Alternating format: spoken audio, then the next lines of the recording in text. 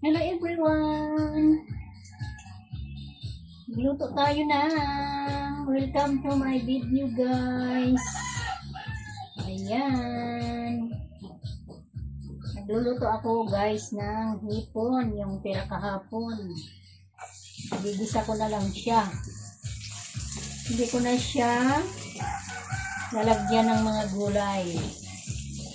Lalagyan ko na lang siya ng konting ketchup at saka mamasitas, pampalasa. O diba guys? Tapos sabawan siya ng konti. Ayan, ganun na lang guys ang luto sa aking hipon na natira kahapon. Kalahati. Kasi nagsawa na rin tayo sa gulay. So, ayan. Magisa na ang aking bawang at sibuyas.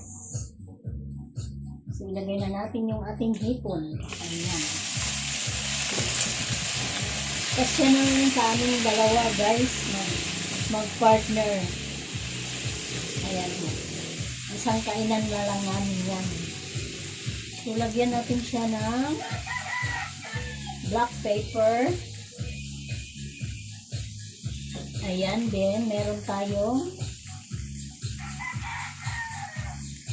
laurel.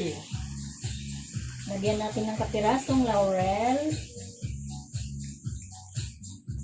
Then, lagyan natin ng mamasita sauce. Ayan.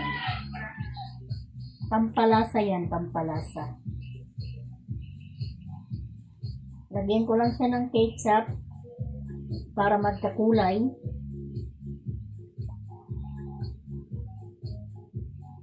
Ayan. Madali na lang naman yan maluto mga guys, mga kainday. Ayan. Lagyan lang natin siya ng kunting sabaw.